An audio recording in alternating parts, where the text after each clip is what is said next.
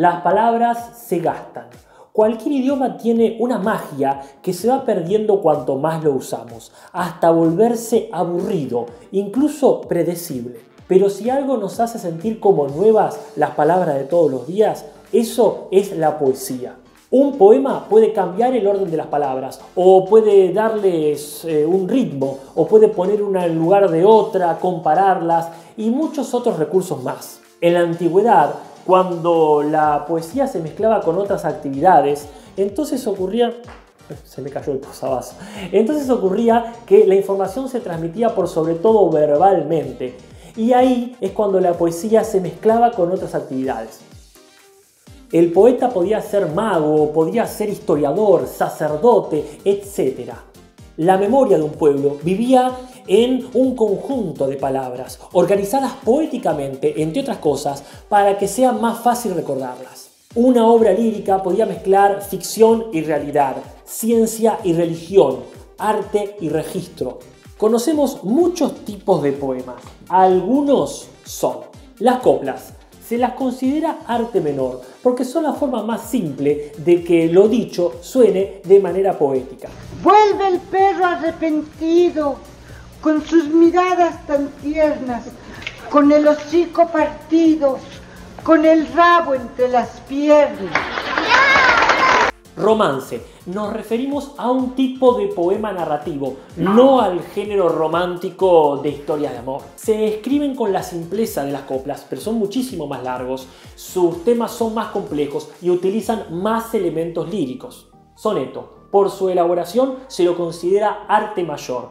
Y también es más compleja la manera en que usa la rima y la métrica. En una clase anterior, cuando estuvimos hablando de géneros literarios, tocamos por arriba el tema de la métrica y de la rima. Creo que hoy podemos profundizar en el asunto. Rima. Sabemos que es la repetición de sonidos al final de dos o más versos.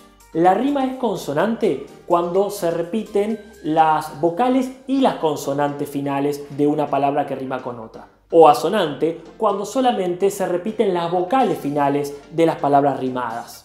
Al analizar un poema, indicamos con la misma letra los versos que riman entre sí. Empezamos con la A y luego la B y la C suele seguir. Generalmente. En una copla, la rima puede ser consonante o asonante.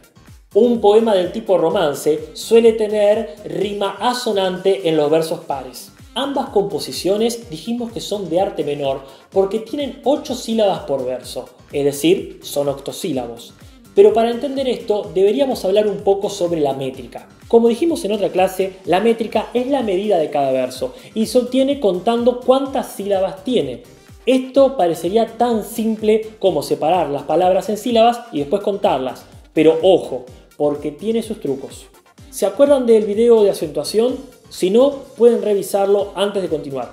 Bueno, si un verso termina con una palabra de acentuación grave, no pasa nada. La cantidad de sílabas es la que contemos. Ahora bien, si ese verso termina con una palabra aguda, se cuenta una sílaba más, porque por la fuerza de esa acentuación, la última sílaba vale doble.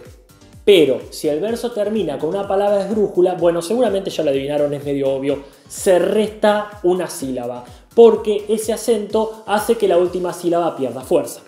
O sea que hay muchas coplas que parecen tener 7 o 9 sílabas, pero si lo contamos así, entonces siguen teniendo 8. Y ahora vamos con una palabra bien rara que es muy común cuando hablamos de métrica, y esa es la sinalefa. Dentro de los versos, este efecto hace que se unan dos vocales, cuando una palabra termina con vocal y la siguiente empieza con una. Mientras no estén acentuadas, en casos como este, contamos una sílaba en vez de contar dos por la sinalefa. Un soneto clásico tiene versos de 11 sílabas, o sea, en decasílabos, y mantiene lo que llamamos una métrica regular. Pero la poesía también puede ser intuitiva o relajada. Mi alma huele como paloma muerta después de 3 semanas. Cierro mi ventana y me voy a dormir. En mis sueños, como maíz con mis ojos. Y presentar lo que llamamos una métrica irregular. Es el caso, entre otras, de la poesía vanguardista, que, por ejemplo, componía lo que se llamó caligramas, porque lo que importaba no eran las reglas de la poesía, sino la figura que formaba el orden de las palabras. En la poesía urbana, donde encontramos por ejemplo el freestyle o el rap, también se pueden tomar muchas libertades acerca de la rima y de la métrica. No olvidemos también que cualquier canción que tenga letra utiliza estos recursos poéticos. Otro tipo de poema muy difundido es el haiku, que es un estilo japonés para componer poemas cortos. You promised to help me write a haiku. Why did I do that? It sounds so dull and boring. What was I thinking? Por lo tanto, no se le pueden aplicar exactamente nuestras reglas sobre la métrica, pero podemos decir que tiene 3 versos de 5, 7 y 5 sílabas respectivamente. Recuerden que pueden ponerle pausa a este video en cualquier momento y leer con detenimiento los ejemplos. Y que pueden dejar en los comentarios cualquier consulta o sugerencia al respecto de los temas que estamos viendo. Es más, si tienen algún poema o letra de canción que sea su favorita, pueden sugerirla también para analizar en los comentarios. O les invito a analizarlos de acuerdo a estos recursos que estamos viendo. Y ahora mi parte favorita del análisis de poesía, las figuras retóricas. Son distintos formatos, recursos o incluso juegos lingüísticos. Y no solo en la poesía, también en los debates, en los discursos políticos o en las publicidades se aplican estas figuras retóricas. Pero en la poesía encontramos una enorme variedad de figuras retóricas que lo que buscan es, como dijimos, renovar o enrarecer el lenguaje que ya conocemos. La principal figura retórica ya la conocen, es la metáfora, que se trata de poner una palabra, una definición o una idea en lugar de otra, de manera que se pueda comparar por algún elemento que tengan en común. Antítesis. Se genera cuando en una misma frase se ponen 2 palabras o ideas que son opuestas para generar un contraste. Oxímoron. Es cuando las 2 ideas contrapuestas forman una nueva, un personaje o hecho que es contradictorio en sí mismo. Personificación. Es cuando se le da a un objeto o animal cualidades de persona. Y cosificación es la inversa, cuando se le da a un ser vivo alguna cualidad de algo inanimado. Retruécano. Es cuando una frase se repite, pero cambiando el orden de las palabras, para dar un sentido distinto o mejor aún, uno inverso. Hipérbaton. Este es muy común. Es cuando en un verso se cambia el orden esperado de las palabras. Aliteración. Es cuando se repite un sonido en uno o más versos, pero de manera alevosa para que se haga evidente. Sinécdoque, y esta es mi favorita personal, consiste en referirse a alguien o a algo, pero mencionando solo un elemento del total, en lo que se llama tomar la parte por el todo, o también el todo por la parte.